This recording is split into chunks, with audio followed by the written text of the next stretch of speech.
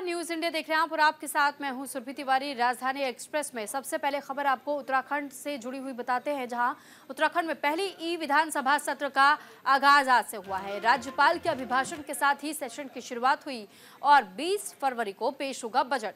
तो कांग्रेस विधायकों ने सदन में इस दौरान जमकर हंगामा काटा। सत्र की अवधि बढ़ाने की मांग को लेकर के ये हंगामा हुआ। 18 से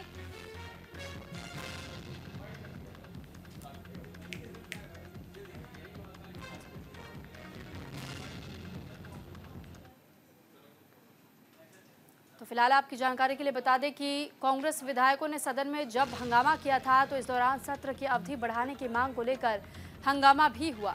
18 से 20 फरवरी तक सदन में बजट सत्र चलेगा। 3 अध्यादेश भी इसमें पेश किए जाएंगे।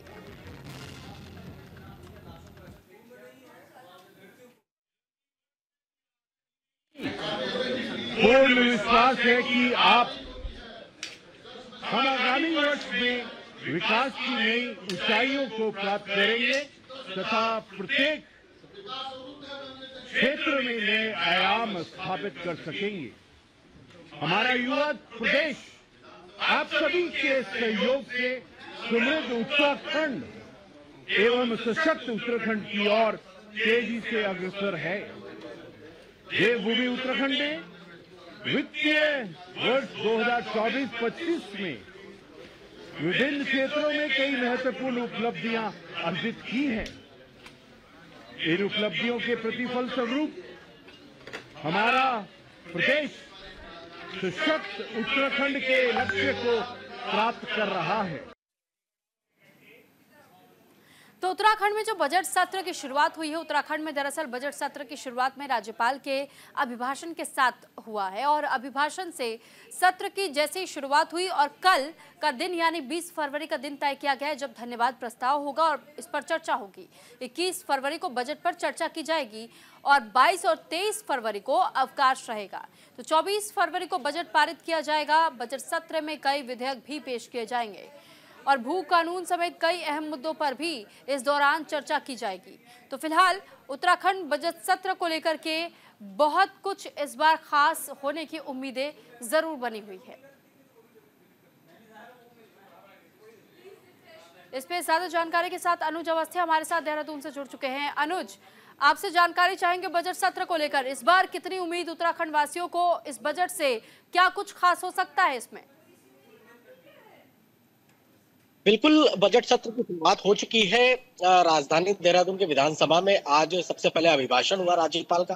राज्यपाल के अभिभाषण होने के बाद जो मृतक विधायक है उनको श्रद्धांजलि दी गई। उसके बाद लंच के बाद फिर से जो है सत्र की शुरुआत हुई, जिसमें देखा गया कि कांग्रेस के जो विधायक है मदन बिष्ट और मंत्री प्रेमचंद अग्रवाल के बीच थोड़ी सी झड़प देखने को मिली, लेकिन मुख्यमंत्री पुष्कर सिंह धामी ने उसमें बीच बचाव किया। तो वो जो नोकझोंक है वो काफी सुर्खियों में बटोरी गई है। इसके अलावा अगर हम बात करें बजट को लेकर के, तो मुख्यमंत्री पुष्कर सिंह धामी ने साफ किया कि ये बजट जो है ये आम लोगों के लिए बजट है, चाहे वो युवा वर्ग हो, चाहे वो महिला वर्ग हो, चाहे वो रोजगार के लिए हो युवा हो, चाहे वो बिजनेसमैन हो। तमाम जो लोगों को ध्यान में रखते हुए समाज सेवी हो, उन पे ये बजट आधारित है और ये बजट पेश किया जाएगा। आज राज्यपाल का अभिभाषण होने के बाद सेशन शुरू हुआ। उसके बाद कई विधायकों ने अपनी अपनी बात रखी, लेकिन कल से जो है जो प्रश्नकाल है वो कल से उसकी शुरुआत होगी।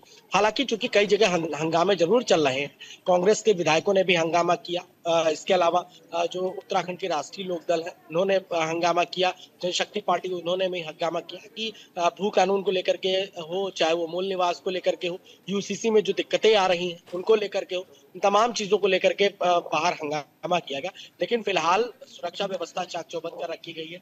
स्पीकर ने जो राज्यपाल का अभिभाषण हुआ उसमें कई जो पॉइंट्स है जो उनको जो है निकाल करके कि प्रदेश की अगर खुशहाली चाहिए, प्रदेश में अगर डेवलपमेंट चाहिए, तो राज्यपाल के अभिभाषण से कई चीजें निकल के सामने आ रही हैं।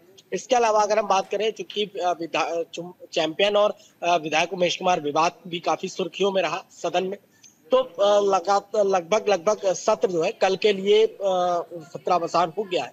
लेकिन कल फिर से जो है नियम 56 के तहत चर्चा की जाएगी। अभी तक की 500 करीब 14 प्रश्न आए हुए हैं और पूरा जो सेशन है वो डिजिटलाइजेशन के तरीके से है। साथ ही साथ सभी विधायकों को टैबलेट दिए गए हैं। टैबलेटों में जो सवाल है और उनके जवाब भी में हाजिर है। जो विधायक टैबलेट नहीं चला पा रहे हैं उनके लिए 2 अफसर भी लगाए गए हैं। साथ ही साथ मंत्री लगातार बैठक भी कर रहे हैं राज्य में डेवलपमेंट को लेकर के।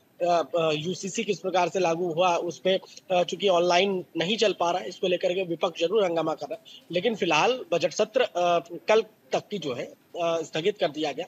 कल फिर से जो है अधिसूचना जारी होगी। जी ठीक है अनुज, लेकिन साथ ही आपने डिजिटलीकरण का भी जिक्र किया है। पेपरलेस बजट करने की बात कही जा रही थी, लेकिन अभी भी उसमें समय है। पूरी तरह से ये होता हुआ नजर नहीं आ रहा है इस बार के बजट सत्र में। दूसरी तरफ हम ये देख रहे हैं कि उमेश कुमार का मुद्दा, प्रणव सिंह चैंपियन का मुद्दा, ये गरमाया हुआ था। इसको लेकर भी विपक्ष के पास पहले से एक मुद्दा तैयार है भुनाने को। और इसके अलावा यूसीसी एक बहुत बड़ा मुद्दा रहा है। यूसीसी में भी जिस तरह बदलाव की मांग की गई थी और ये कहा गया था कि कुछ पॉइंटर्स को विपक्ष की ओर से भी सुझाव दिए गए थे, लेकिन उन सुझावों को माना नहीं गया था। तो क्या इसे भी विपक्षी दलों की ओर से मुद्दा बनाया जा सकता है, और फिर इसका सामना करने के लिए इस वक्त सरकार में बैठी हुई पार्टी कितनी तैयार? बिल्कुल, जिस तरीके से यूसीसी को लेकर के लगातार विपक्ष इस बात को बोल रहा है, विपक्ष का ये कहना है कि आखिर आपने यूसीसी बनाया है तो क्या आप इसको स्विट्जरलैंड बनाना चाहते हैं, क्या आप इसको जो है थाईलैंड बनाना चाहते हैं, कि आप लिविंग रिलेशनशिप को बढ़ावा दे रहे हैं। इसके अलावा जो रजिस्ट्री है, प्रक्रिया है, वो चूंकि पहले ऑफलाइन होती थी, अब वो ऑनलाइन कर दी गई है। विवाह जो पंजीकरण ऑनलाइन कर दिए गए, और जो साइट्स है वो नहीं चल पा रही है, उसमें ऑनलाइन दिक्कतें आ रही है। तो इस वजह से सभी लोग, चाहे वो विपक्ष हो, चाहे वो वकील हो, बार एसोसिएशन की तरफ से जो है एक पत्र दिया गया था जिला अधिकारी को कि इस तरीके की दिक्कतें सामने आ रही। तो अब सरकार इसमें क्या कार्रवाई करती है, किस तरीके से चलाती है, ये सरकार डिसाइड करेगी। सरकार ने अभी अपना पक्ष नहीं रखा, लेकिन फिलहाल सरकार इस बात को बोल रही है कि यूसीसी पूरे प्रदेश में लागू होने से जो प्रदेश की जनता है उसको लाभ मिलेगा। विपक्ष केवल मनगढ़ंत बातें अपनी कह रहा है, लेकिन फिलहाल यूसीसी लागू अगर होगा तो जो दूरस्थ गांव के जो क्षेत्र है, वहां तक की जो आखिरी जो कैंडिडेट है, जो जनता है, उनको तक की राज्य सरकार की योजना, केंद्र सरकार की योजना है, उनका लाभ मिलेगा। मंत्रिमंडल विस्तार को लेकर के भी बातचीत चल रही है, लेकिन फिलहाल बजट सत्र आवंटित है। बजट पेश किया जाएगा 18 से 20 फरवरी तक, चूंकि आज से शुरुआत हो चुकी है। कल या परसों बजट पेश किया जाएगा। नियम 56 के तहत उसमें चर्चा की जाएगी और उसके बाद वो बजट पूरे उत्तराखंड के लिए लागू होगा। जी ठीक है अनुज, बहुत धन्यवाद आपका तमाम जानकारी हम तक पहुंचाने के लिए। तो देखिए, आज से बजट सत्र की शुरुआत उत्तराखंड में भी हुई है। हालांकि हंगामेदार शुरुआत हुई और फिर आज उसे स्थगित भी करना पड़ गया। हालांकि कल दोबारा से बजट सत्र की शुरुआत होगी और सदन में यही उम्मीद की जा रही है कि चर्चाएं तमाम मुद्दों को लेकर के की जाएगी। फिलहाल ये जानकारी आपको दे दें कि उत्तराखंड सरकार लगातार इन कोशिशों के साथ में आगे बढ़ना चाह रही है ताकि उत्तराखंड का विकास किया जा सके। हालांकि कई उपलब्धियों को भी गिनाने का काम शुरू में ही किया है। इस बीच उत्तराखंड के मुख्यमंत्री पुष्कर सिंह धामी क्या कुछ कह रहे हैं वो सुनवाते। रोड मैप मानकर उसको आगे के लिए करने वाले कामों की प्राथमिकता में रखकर हमारी सरकार उस पर आगे बढ़ेगी। और ये जो वर्ष है, हम सभी जानते हैं कि उत्तराखंड राज्य का ये 25वां वर्ष है, रजत जयंती वर्ष है। और इस रजत जयंती वर्ष को सरकार राज्य को समर्पित करते हुए नवाचारों को लेकर आगे बढ़ेगी, एक संकल्प के साथ आगे बढ़ेगी।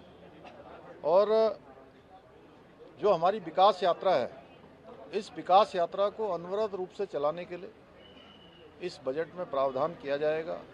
और साथ ही माननीय राज्यपाल महोदय के अभिभाषण में सारे बिंदुओं का उल्लेख किया गया है। हमारी सरकार उसको पूरा करने के लिए, और हमारे प्रधानमंत्री जी ने जो बाबा केदार की भूमि से ये उद्घोष किया था, उनके मुंह से निकले हुए शब्द कि इस सदी का तीसरा दशक उत्तराखंड का होगा, उनके उन शब्दों को साकार करने के लिए हमारी सरकार पूरे प्राणों प्रण के साथ काम करेगी और हर दृष्टि से उत्तराखंड आगे बढ़े। भारत का जो विकसित भारत का संकल्प आदरणीय प्रधानमंत्री जी के नेतृत्व में लिया गया है, उस विकसित भारत के संकल्प को पूरा करने में उत्तराखंड राज्य भी अपना योगदान देगा। हर दृष्टि से आज उत्तराखंड आगे बढ़ रहा है अभी हमने राष्ट्रीय खेलों का सफलतापूर्वक यहाँ पर संपन्न हुए हैं, जो राज्य के लिए एक बड़ी उपलब्धि है। उत्तराखंड राज्य आज पूरे देश के अंदर, दुनिया के अंदर, देश की आज़ादी के बाद ऐसे राज्य के रूप में स्थापित हुआ है जहाँ पर रहने वाले सभी लोगों के लिए एक समान कानून लागू हुआ है। हर क्षेत्र में उत्तराखंड आगे बढ़ रहा है। भारत सरकार के नीति आयोग के इंडेक्स में भी सतत विकास के लक्ष्यों को प्राप्त करने में उत्तराखंड को उस इंडेक्स में देश में पहला स्थान प्राप्त हुआ है। बेरोजगारी दर 4.4% की कमी लाने में भी हमें सफलता मिली है। अनेक सारे हमने ऐतिहासिक निर्णय लिए हैं। तो वहीं भू कानून को लेकर के सदन के बाहर जोरदार हंगामा भी उत्तराखंड में नजर आया है। पूर्व विधायक भीमलाल ने जमकर इस दौरान हंगामा किया। विधानसभा के गेट पर पहुंच करके नारेबाजी भी की गई। पूर्व विधायक को पुलिस ने हिरासत में ले लिया है। तो फिलहाल भू कानून को लेकर के जिस तरह जोरदार हंगामा हुआ है, पूर्व विधायक भीमलाल ने जमकर हंगामा किया। बजट सत्र के पहले दिन पूर्व विधायक भीमलाल आर्य अचानक सभी बैरिकेडिंग पार करके विधानसभा के गेट पर पहुंच गए, जहां पर उन्होंने भू कानून को लेकर के नारेबाजी की, जिसके बाद सुरक्षा कर्मियों के पसीने छूट गए। उत्तराखंड में भू कानून को लेकर चल रही चर्चा पर सियासत गर्मा गई है। इसका असर विधानसभा सत्र के पहले दिन भी देखने को मिला, जहां पर थराली से पूर्व विधायक भीमलाल आर्य अचानक विधानसभा के गेट पर पहुंच गए। उनके साथ एक समर्थक ने विधानसभा के मुख्य गेट पर पहुंचकर भू कानून को लेकर नारेबाजी भी की और भीमलाल आर्य और उनके समर्थक नारेबाजी करते रहे। इसके बाद पुलिसकर्मियों द्वारा उन्हें जबरन पकड़ करके पुलिस की गाड़ी में बिठा लिया गया।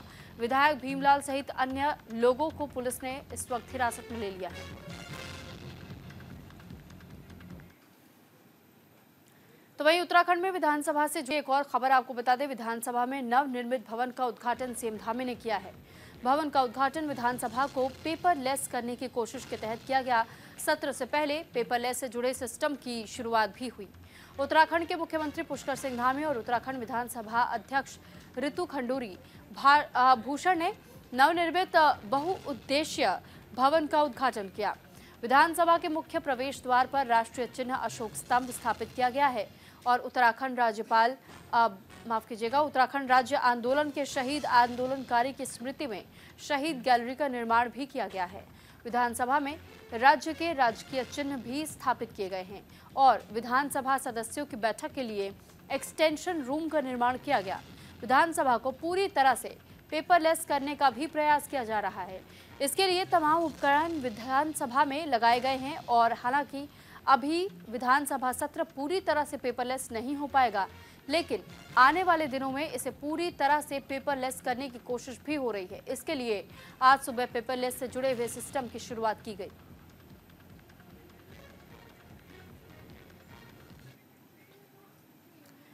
तो वहीं देहरादून में सीएम धामी की समीक्षा बैठक भी हुई। रिस्पन्ना और बिंदाल कॉरिडोर को लेकर के ये बैठक हुई थी। कॉरिडोर के निर्माण में देरी पर सीएम ने नाराजगी व्यक्त की है। सीएम ने अधिकारियों को सख्त निर्देश भी इससे जुड़े हुए दिए हैं। उत्तराखंड के मुख्यमंत्री पुष्कर सिंह धामी ने देहरादून एलिवेटेड कॉरिडोर की समीक्षा बैठक में रिस्पन्ना व बिंदल कॉरिडोर के निर्माण में हो रही देरी पर सख्त नाराजगी व्यक्त की। उन्होंने अधिकारियों को ये कार्य जल्द शुरू करने के निर्देश दिए। इस परियोजना में रिस्पन्ना नदी पर 11 किलोमीटर और बिंदाल नदी पर 15 किलोमीटर लंबे 4 लेन एलिवेटेड कॉरिडोर का निर्माण होना है।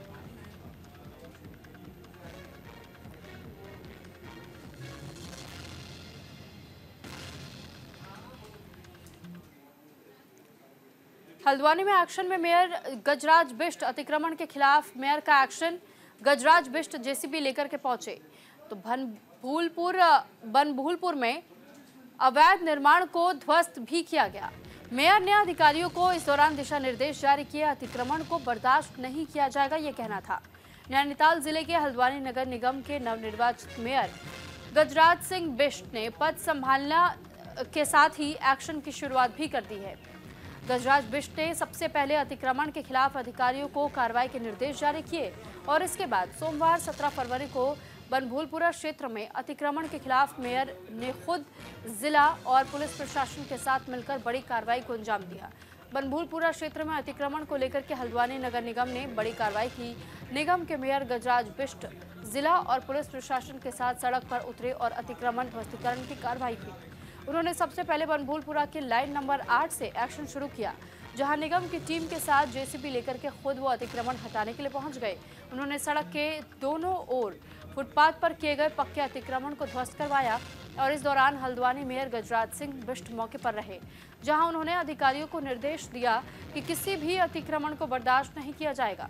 उन्होंने सख्त लहजे में कहा कि सड़क के दोनों ओर जिन लोगों ने फुटपाथ पर पक्के निर्माण किए उनको ध्वस्त किया जाए। ये पहली बार अतिक्रमण हटाने की पूरी टीम आई है निगम की, उनके साथ मुझे भी रहना चाहिए, इसलिए मैं यहाँ देखने आया हूँ। मैं सभी लोगों से निवेदन कर रहा हूँ, जितने भी लोग हैं जिन्होंने सड़कों पर अतिक्रमण किया है वो तुरंत अतिक्रमण हटाएं। हम पहली बार अनाउंसमेंट भी कर रहे हैं, नोटिस भी दे रहे हैं, बातचीत भी कर रहे हैं।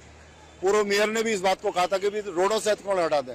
मुझे यहाँ से बहुत सारी शिकायतें ऐसी मिली कि स्कूल की बसें तक यहाँ से नहीं निकल पा रही, और जो लोग आज स्वयं हटा रहे हैं उनको भी पता होगा कि हम अतिक्रमण कर रहे हैं। खबर हरिद्वार से। हरिद्वार के डीएम ने जनता दरबार लगाया। डीएम कर्मेंद्र सिंह ने जनता दरबार लगाया है और उन्होंने इस दौरान सबकी समस्याएं भी सुनी हैं। फिलहाल जनता दरबार में कुल 34 शिकायतें दर्ज करवाई गई थी, जिसके आधार पर ज्यादातर शिकायतों का मौके पर ही निस्तारण हुआ। दरअसल निस्तारण संबंधी विभागों के अधिकारियों को निर्देश जारी किए गए थे, शिकायतों का जल्द से जल्द निस्तारण निकाला जाए। रुड़की तहसील सभागार में लोगों की समस्याएं सुनी गई। जिलाधिकारी कर्मेंद्र सिंह ने जनता दरबार में पीड़ित जनता की समस्याओं को संजीदगी से सुना और तत्काल निस्तारण के निर्देश जारी किए। दिवस रुड़की तहसील में आयोजित हुआ है।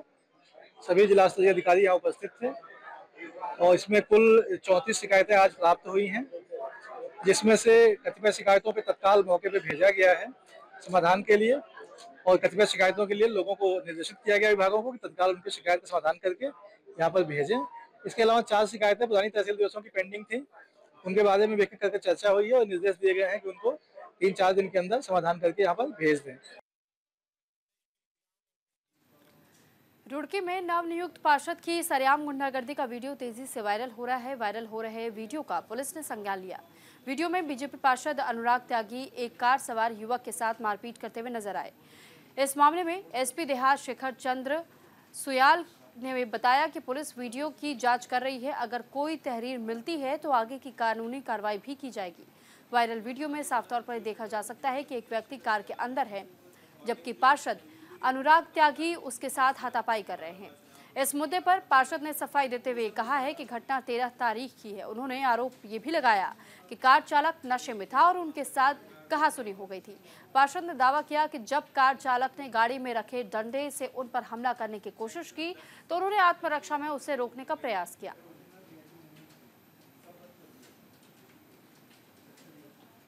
में भी आया, कुछ देर पहले किसी मीडिया पर्सन ने भेजा है, थाने से मैंने पूछताछ करी तो उनके संज्ञान में वो उसमें आवश्यक कार्रवाई। अब ये थाने से एक बार आपको पता लग पाएगा, लेकिन थाने के संज्ञान में उसमें आवश्यक कार्रवाई करने तो मेरे ख्याल से शिकायत उनके संज्ञान में आ चुकी है।